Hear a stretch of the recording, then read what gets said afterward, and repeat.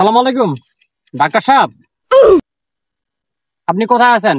ওয়ালাইকুম সালাম। হ্যাঁ, আমি ফিরে আছি, আমি চেম্বারে আছি। ডাক্তার সাহেব, যদি ধরেন আমার দাঁত চারটা পড়ে গেল তাহলে মানামানিক কয়টা খরচ হতে পারে?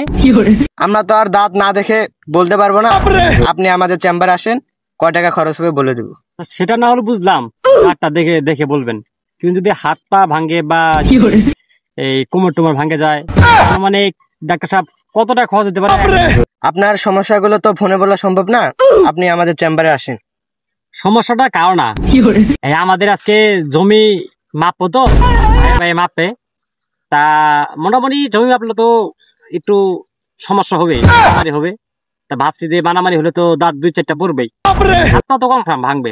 এই জন্য মোটামুটি আগের থেকে একটু যদি কতটা খরচ হয় না হয় যদি বলতেন, তাহলে একটু মনে করেন যে সুদের উপর টাকা টুকু নিতাম, ধার দেনা করতাম, প্রিপারেশন নিয়ে যেতাম আর কি।